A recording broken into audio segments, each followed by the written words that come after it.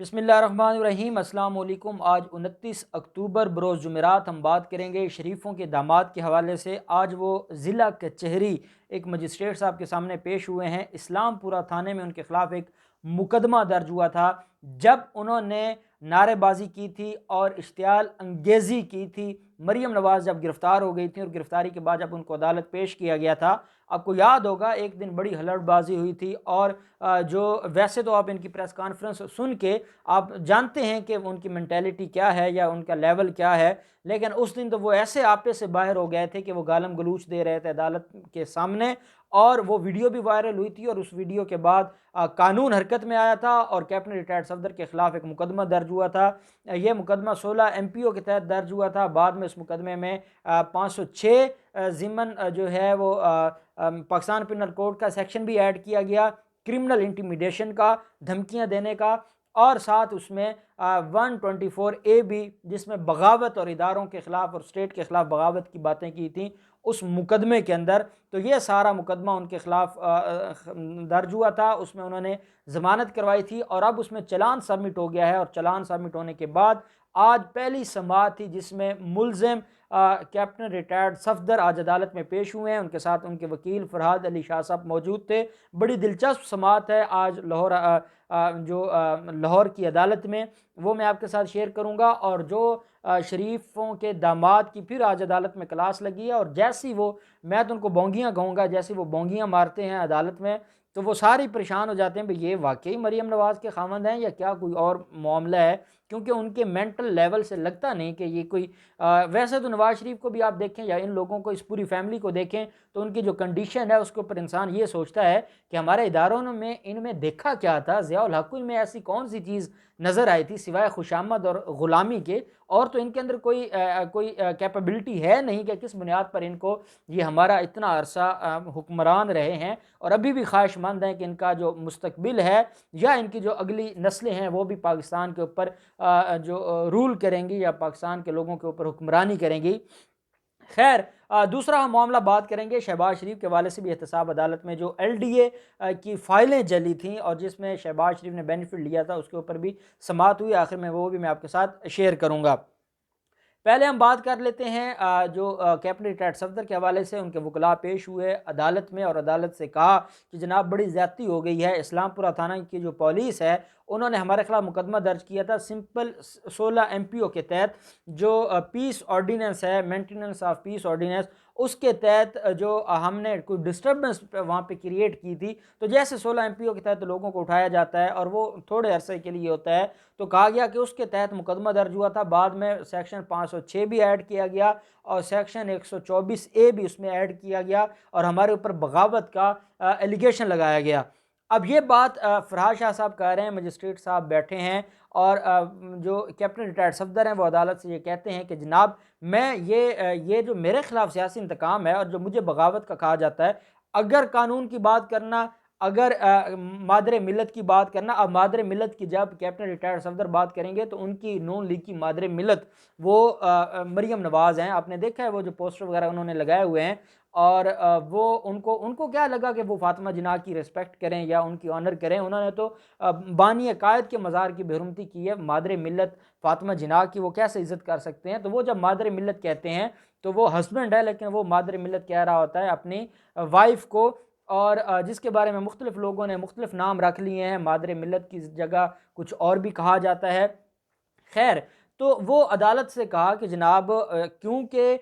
मेरी वाइफ को वहाँ पे गिरफ़्तार किया गया था और गिरफ़्तार करने के बाद उनके साथ इंतहाई बदसलूकी की गई और मैंने जब उनकी हालत देखी जब वो जेल से आए, अब पता नहीं वो कौन सी बदसलूकी थी कि जब वो जेल से आई अदालत में पेश होने के लिए, तो मैं बतौर हस्बैंड मुझसे नहीं रहा गया। वो मैं उनका हस्बैंड भी हूँ और मैं उनका कारकुन भी हूँ। मेरी वो लीडर हैं, वो हमारी पार्टी की लीडर हैं, वो वाइस प्रेसिडेंट हैं PMLN की। जब मैंने उनकी हालत देखी तो मैं आपे से बाहर हो गया और मुझसे गलती हो गई। और मैंने वहाँ पे जो एक पॉलिटिकल एक हमारे पास एक हमें फंडामेंटल राइट है कि हम एहतजाज कर सकते हैं या हम बात कर सकते हैं, हम अपना मौक़िफ़ बयान कर सकते हैं। और दूसरी तरफ क्योंकि मेरी वो बीवी थी और मेरी लीडर थी, इस वजह से मैं जज्बाती भी हो गया और कुछ चीज़ें हो गई। मैंने कोई बगावत नहीं की। पहले भी इन्होंने मेरे खिलाफ गुजरांवाला भी बगावत का मुकदमा दर्ज किया हुआ है, मुझे इन्होंने कराची में भी गिरफ़्तार किया है, मुझे लाहौर में भी मुख्तलिफ मुकदमात में रखा हुआ है। मेरे ख़िलाफ़ कोई सबूत नहीं है, मैं इनोसेंट हूँ और मैं सिर्फ अपनी पार्टी को लीड करता हूँ, मैं अपनी पार्टी को के साथ चलता हूँ और यही मेरा एक ही कसूर है कि मैं मरीम नवाज़ का ख़ावंद हूँ और इस बुनियाद पर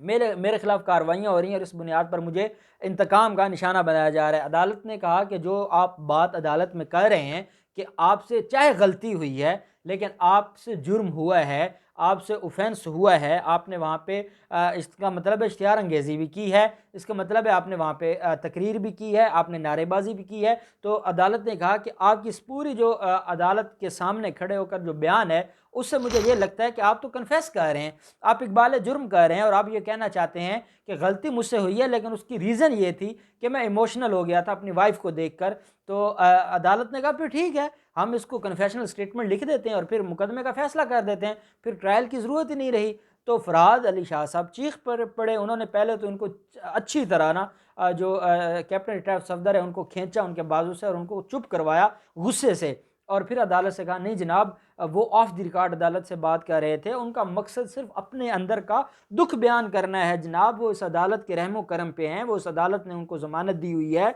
और वो अदालत को अपनी दिल की बात तो बता सकते हैं और वो अदालत को ये तो बता सकते हैं कि मेरे साथ ज़्यादती हुई है या मैं किस हाल में हूँ या मेरे साथ आजकल क्या हो रहा है। तो सरकारी वकला भी खड़े थे, उन्होंने कहा जनाब जो बयान देता है वो भी यही बात ही करता है, तो बयान देने में अदालत ने ये तो नहीं देखना कि उसका दिल क्या कहता है या उसका दिल दुखी है। तो जब इसने स्टेटमेंट दे दी है तो मैं नहीं समझता कि अदालत में जो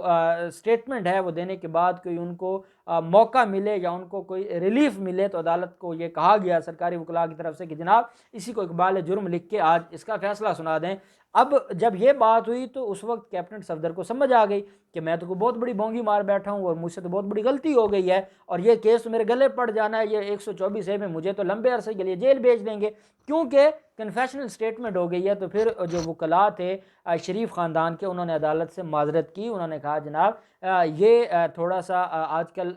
साइकोलॉजिकली इनका इलाज भी चल रहा है और इनके लिए मसाइल हैं और परेशानियां हैं और यही वजह है कि वो कुछ बातें ऐसी कर गए हैं जो बातें नहीं करनी चाहिए थी। तो अदालत से हमारी गुजारिश है कि जनाब इस केस में पहले हमारे साथ ज्यादती हो गई है, 16 MPO लगा था, उसके बाद इन्होंने 124A भी अपनी मर्जी से लगाया और जो दूसरा इसमें 506 सेक्शन 506 क्रिमिनल इंटीमिडेशन भी इन्होंने ऐड किया। अब हमारे पास कोई ऑप्शन नहीं है, आप हमारी मेहरबानी करें, हमें इसमें रिलीफ दें। अदालत ने कहा रिलीफ मिलेगा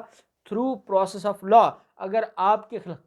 खिलाफ जो एविडेंस आती है उसमें कोई ऐसी चीज़ सामने आ जाती है जिसमें आपका रिलीफ बनता होगा तो अदालत ज़रूर आपको रिलीफ देगी, अगर नहीं बनता होगा तो अदालत मेरिट के मुताबिक केस को डिसाइड करेगी। तो अदालत ने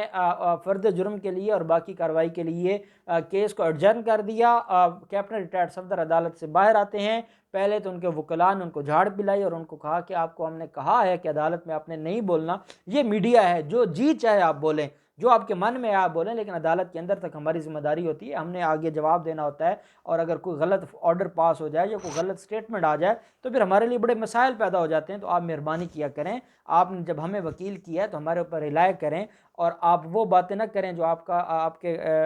गले पड़ जाएं, आप वो बात करें जो कानून के मुताबिक हो।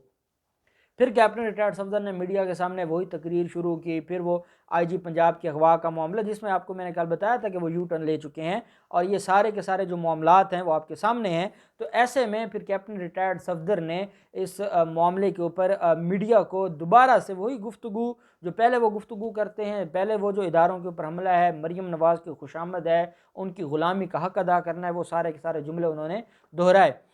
एहतसाब अदालत के जज जवादुल हसन साहब के पास शहबाज शरीफ का मामला है। एक तो शहबाज शरीफ की जो मुलाकातें हैं एहसन इकबाल की, ख्वाजा आसिफ की, जिसको ना सिर्फ शहबाज शरीफ ने ख़ुद तस्लीम किया है बल्कि ख्वाजा आसिफ एहसन इकबाल इस बात को मान चुके हैं, राना तनवीर भी उसमें मौजूद थे। अब तरीक़ाकार ये है कि या तो कोई खसूसी मुलाकात जेल में चेयरमैन नैब की इजाज़त से हो सकती है जो नैब कस्टडी में हों या नैब के केस में हों, या जो पुलिस वाले हैं अगर वो नैब के पास थे तब